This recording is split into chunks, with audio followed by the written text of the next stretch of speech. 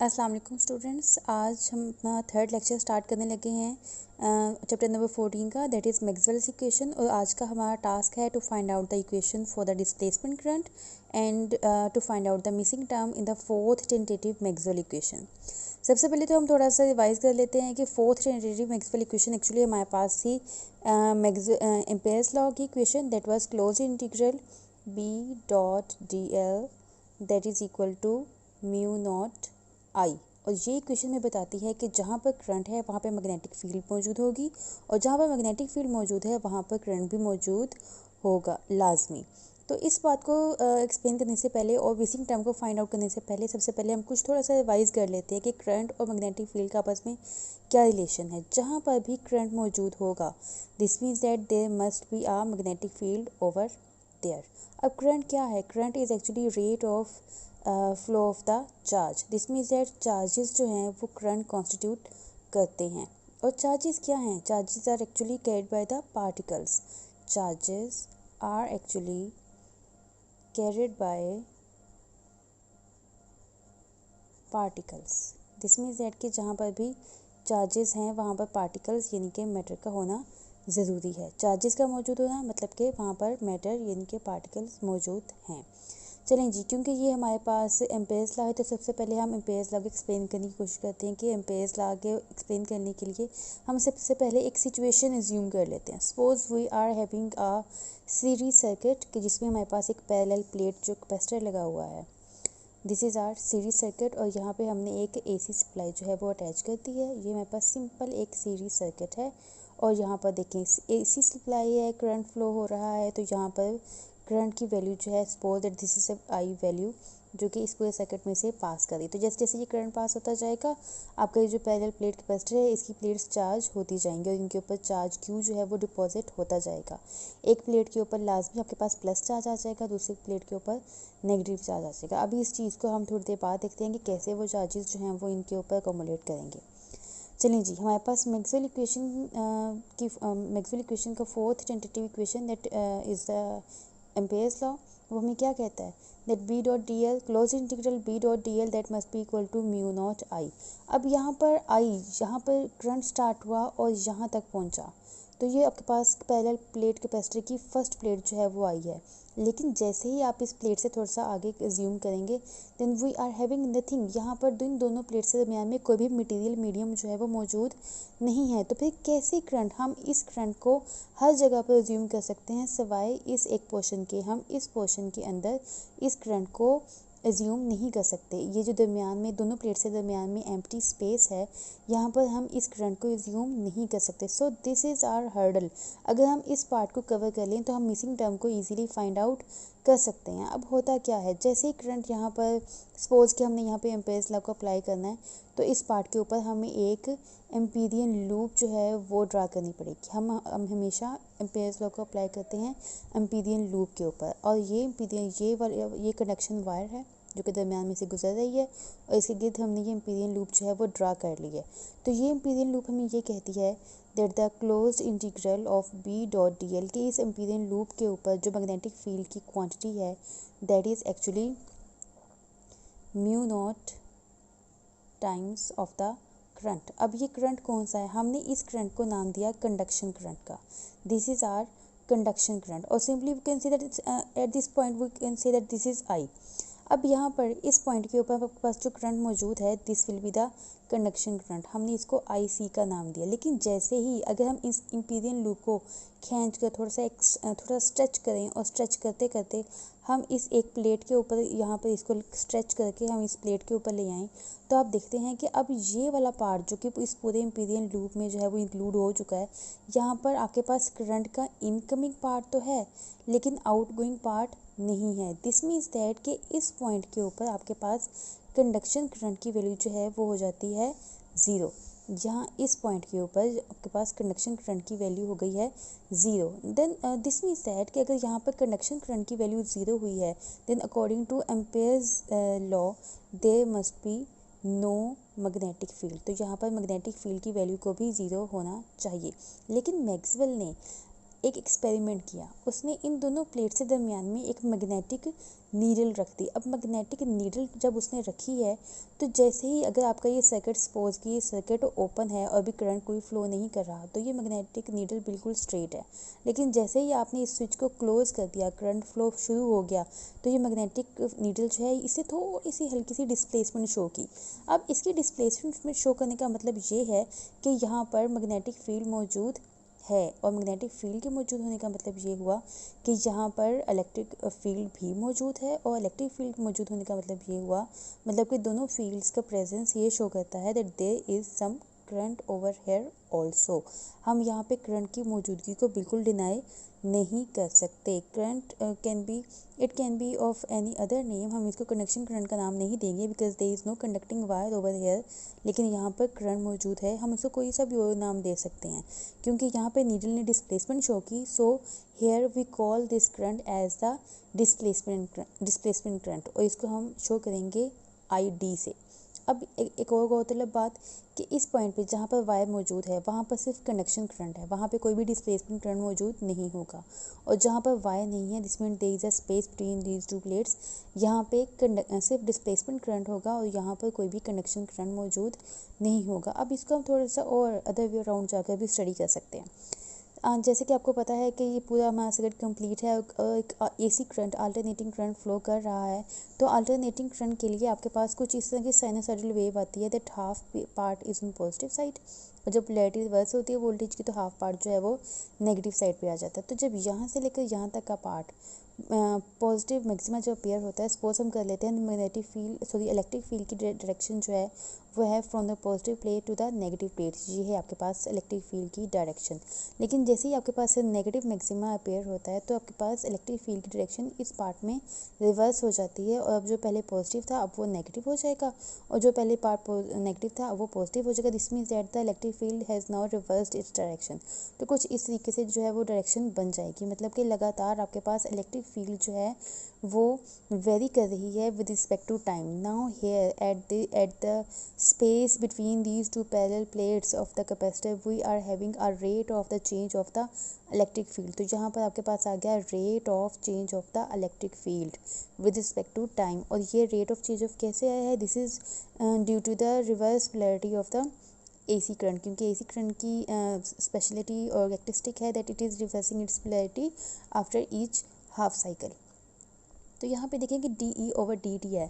Now the area of the plate that is also associated over here, तो अगर हम यहाँ पर A भी इंक्लूड कर दें तो आप देख सकते हैं that DEA/DT, this mean this EA is actually making the electric flux. तो यहाँ पर आपके पास आप इस चीज़ को कुछ इस तरीके से भी लिख सकते हैं that this is actually rate of the change of the electric flux.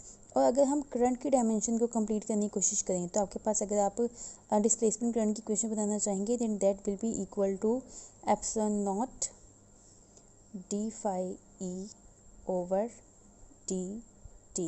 This will be the equation for the displacement current. Now you can also verify both sides of the equation that they are dimensionally equal. दोनों sides पे आपके पास current की dimensions ही हैं, और दोनों sides पे आपके पास जो यूनिट जो आप एवेल्यूएट करेंगे वो आपके पास एम्पेयर ही आएगा। This equation is dimensionally correct. चलें जी, now come to the equation for the Maxwell's fourth tentative equation, that is actually the Ampere's law। अब यहाँ पे देखें this is current I, this current I is actually the total current flowing through the circuit. अब यहाँ पे जो total current flow कर रहा है वो दो तरह के मेरे पास करंट फ्लो कर रहे हैं, एक तो आपके पास कंडक्शन करंट फ्लो कर रहा है, दूसरा आपके पास डिस्प्लेसमेंट करंट फ्लो कर रहा है। तो ये जो इक्वेशन है हम इसको मॉडिफाई करके कुछ इस तरीके से लिख सकते हैं that this is a closed line integral B dot DL that is equal to mu naught or I that here this I is actually sum of the two currents। तो हम इसको हम ऐसे लिख सकते हैं that this I is actually conduction current plus displacement current. तो आपके पास ये इक्वेशन होगी। जब आप इसको ओपन कर लेंगे, मज़ीद थोड़ा सा एक्सपेंड कर लें, then this will be equal to mu naught IC plus mu naught ID। अब ये ID क्या है, ID तो अभी हमने डिफाइन किया that this is equal to epsilon naught d phi over dt। तो यहाँ पे इस क्वेश्चन को भी पुट किया जा कर सकते हैं mu naught IC plus mu naught, हमने ID की वैल्यू को यहाँ पे इंसर्ट कर दिया, तो this will be equal to epsilon naught d phi e over dt। तो यहाँ पे देखें कि वही बात जो हम अपने पिछले लेक्चर्स में, जिसका लिंक आपको डिस्क्रिप्शन में मिल भी जाएगा और इस वीडियो के एंड पर आपको जो है वो वीडियोस अवेलेबल भी होंगी, आप उनमें देख भी सकते हैं कि लास्ट टाइम भी हमने कहा था that the initial Ampere's law that is actually incomplete. यहाँ पर हमारे पास थोड़ी सी मिसिंग टर्म है, जिसकी वजह से मैक्सवेल की फोर्थ इक्वेशन को एक्सप्लेन करने में हमारे पास कुछ एसिमेट्रीज आ रही हैं। वो एसिमेट्रीज हमारे कंसेप्ट को थोड़ा हर्डल जो है वो थोड़ी सी हर्डल और थोड़ी सी डिफिकल्टी क्रिएट कर रही है, हमारे कंसेप्ट क्लियर नहीं हो रहे। हमारा कंसेप्ट कहता है that if there is a rate of the change of the magnetic flux is creating the electric field, then there must be a rate of the change of the electric flux that must be linked with the presence of the magnetic field। और अब ये जो हमारे पास new equation आई है that is a modified form of the Maxwell's fourth tentative equation, और इस नई equation को हमने एक नया नाम भी दिया है that is Ampere's Maxwell equation। This new equation is actually satisfying our need. This is actually the missing term, और ये वो missing term है जो हमें बताती है that now there is a rate of the change of the electric flux that is also included। अब इस equation को समझने के लिए एक बात बहुत ज़रूरी है, और वो बात ये कि जब भी हमने किसी भी सर्किट को कंसीडर करना है तो एक वक्त में वहाँ पर सिर्फ एक ही करंट मौजूद होगा, या तो सिर्फ कंडक्शन करंट मौजूद होगा या सिर्फ आपके पास डिस्प्लेसमेंट करंट मौजूद होगा। अगर डिस्प्लेसमेंट करंट मौजूद है तो कंडक्शन करंट वाला पार्ट ज़ीरो हो जाएगा, अगर कंडक्शन करंट मौजूद है तो डिस्प्लेसमेंट वाला करंट वाला पार्ट जो है वो ज़ीरो हो जाएगा। Together it makes a complete sense. ये हर इक्वेशन हर एस्पेक्ट को जो है कंसीडर कर रही है और फुलफिल भी कर रही है हर रिक्वायरमेंट को। अब ये हमारी अपनी जो है वो सिचुएशन है जिसके मुताबिक हमने इसमें वैल्यूज़ वगैरह इंसर्ट करनी होंगी और अपनी आंसर जो है वो हम इससे ड्राइव कर सकते हैं। चलिए जी, this is our the missing term in the fourth tentative Maxwell equation, और जो आपके पास डिस्प्लेसमेंट करंट की जो है वो इक्वेशन आ चुकी है। अब ये जो आपके पास पूरा रिज़ल्ट आ रहा है, ये कुछ चीज़ों को मॉडिफाई कर रहा है और कुछ चीज़ों को डिनाई भी कर रहा है। अब थोड़ा सा हम फिर पीछे से देखते हैं। Current, the presence of the current that is indicating the presence of the magnetic field, और यही हमारे पास जो है वो ampere presence of the current that is indicating the presence of the magnetic field, और यही हमारे पास जो है वो एम्पेयर्स लॉ की बेसिक्स भी हैं कि जहाँ पे करंट मौजूद है वहाँ पे उसके इर्द गिर्द जो एम्पीरियन लूप में मैग्नेटिक फील्ड हम इजीली फाइंड आउट कर सकते हैं ना। नेक्स्ट थिंग कि जहाँ पर चार्ज है तो चार्ज जब फ्लो करेगा तो वो करंट कॉन्स्टिट्यूट करेगा, लेकिन अगर हम अपनी इस एक्सप्लेनेशन में आएँ तो जहाँ जहाँ पर कंडक्टिंग वायर है वहाँ पर तो charge rate of flow of charge जो है वो करंट प्रोड्यूस कर रहा है। But what is about the space और vacuum between these two plates. यहाँ पे कोई चार्ज मौजूद नहीं है जो कि करंट कॉन्स्टिट्यूट करे, लेकिन यहाँ पे हमने अभी देखा कि करंट तो मौजूद है that is known as the displacement current, और ये फ्लो करता है due to the due to the rate of the change of the electric field, or we can say that due to the rate of the change of the electric flux. This means that this part that is not sufficient, that is incomplete। Current की मौजूदगी के लिए ज़रूरी नहीं है कि वो current charges के फ़्लो की वजह से ही प्रोड्यूस हो। चार्जेस के फ़्लो की वजह से भी करंट प्रोड्यूस होता है, but charges are not the only thing to produce a current. There are some other factors also, and we have seen one factor over here, that the rate of the change of the electric field that is also responsible for the current. और current, और यहाँ पे देखें कि जहाँ पे electric field मौजूद है, इलेक्ट्रिक फील्ड के मौजूद होने के लिए हमें कोई मटेरियल मीडियम भी नहीं चाहिए है। Charges are carried by particles, no particle is needed, no charge is necessary to produce a current। This means that some other factor, that is over here we have concluded that the rate of the change of the electric field or the electric flux that is responsible for the flow of the displacement current over here।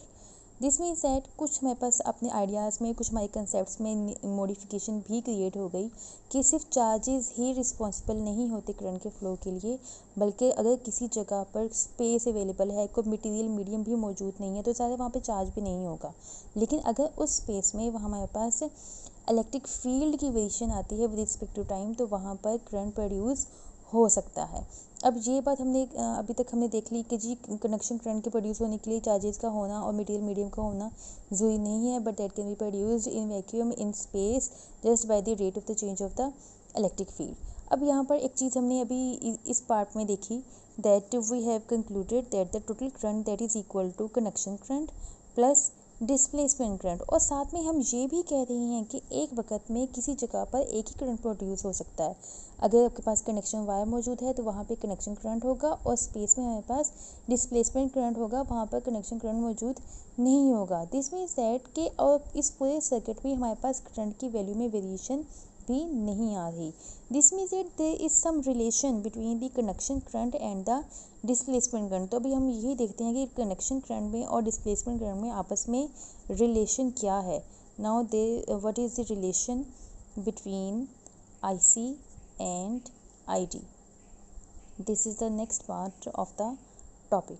चलिए जी, अभी हम इस पर focus करते हैं that this is a parallel plate capacitor, और parallel plate capacitor में हमने देखा कि दरमियान में इलेक्ट्रिक फील्ड प्रोड्यूस हो रही है, और ये तो हमारे पास गॉसेस लॉ की एप्लीकेशन है that the electric field intensity that is equal to sigma over epsilon naught. This is the relation for parallel plate capacitor as the application of the Gauss's law. अब यहाँ पे sigma क्या है? Sigma is actually the charge per unit area. This is a surface charge density, और यहाँ पे हम sigma की जगह पे लिख सकते हैं Q over epsilon naught A। Q over A is actually sigma and this is the epsilon naught same over here. तो यहाँ पे E is equal to Q over A epsilon naught आपके पास इक्वेशन आ गई। यहाँ से आप चार्ज की वैल्यू भी निकाल सकते हैं। Q is equal to A E epsilon naught. This will be the equation for the charge. Now just by differentiate on both side with respect to time, तो हम क्या करते हैं dq over dt over here, और यहाँ पर भी आप डिफरेंशिएट कर दें विद रिस्पेक्ट टू टाइम। तो जो कॉन्स्टेंट्स हैं वो सब आपके पास बाहर आ जाएंगे, तो आपके पास इक्वेशन कुछ ऐसे बन जाएगी, epsilon not DEA over dt आपके पास बन जाएगा, और ये जो वाला जो पार्ट है this will become epsilon naught d phi e over dt। तो यहाँ पे आपके पास क्या आ जाएगा dq ओवर dt, जैसे कि अभी हमने देखा। नाउ थोड़ा सा फिर आपको बैक जाना पड़ेगा, this part epsilon naught d phi over dt। अभी हमने कहा that this is actually the displacement current, तो यहाँ पे हम लिख सकते हैं this is the displacement current and dq over dt this is the simple relation for the current, और ये वाली इक्वेशन को हम कहीं भी अप्लाई कर सकते हैं। This means that this part this side is actually denoting the conduction current. तो हमने देखा that conduction current is actually equal to the displacement current. जो काम कंडक्शन करंट वायर में करता है वही काम डिस्प्लेसमेंट करंट वैक्यूम में इन दोनों प्लेट्स के दरमियान में भी करेगा। This means that the effects of the current, चाहे वो हीटिंग इफेक्ट हैं, वो मैग्नेटिक इफेक्ट हैं, वो किसी किस्म का भी इफेक्ट जो करंट प्रोड्यूस कर रहा है, the effects will be same for the both currents. Connection current के इफेक्ट्स भी वही हैं और डिस्प्लेसमेंट करंट के इफेक्ट भी वही हैं। This means that we can say that IC is equal to ID, लेकिन एक वक्त में एक जगह पर एक ही तरह का करंट प्रोड्यूस हो सकता है। इस वजह से हमने जब एम्पेयर्स लॉ को जनरलाइज किया तो यहाँ पे हमने I की जगह पर, जब हमने I को रिप्लेस किया तो हमने इसको रिप्लेस किया सम ऑफ द बोथ करंट्स, क्योंकि हमें पता है कि एक वक्त में एक ही करंट होगा, तो जो भी करंट मौजूद होगा हम वो वाला फैक्टर जो है वो रख लेंगे और दूसरे वाले फैक्टर को जो है वो इग्नोर कर देंगे। So students, this was the question number 3 of your chapter number 14, that was what is the displacement current and how can we find out the missing term, or what is the missing term in the fourth generative Maxwell equation। Hope so कि आप लोगों को इसकी बहुत अच्छी तरीके से समझ आई होगी। I have tried my best to make it as simple as possible, और इसी बावजूद भी अगर आपके कुछ क्वेश्चंस हैं, कुछ क्यूरीज़ हैं, तो आप उसे कमेंट्स में भी आप क्वेश्चंस कर सकते हैं और व्हाट्सएप पर भी आप क्वेश्चन कर सकते हैं। You are always welcome for the next topic. Till then, अल्लाह हाफिज़।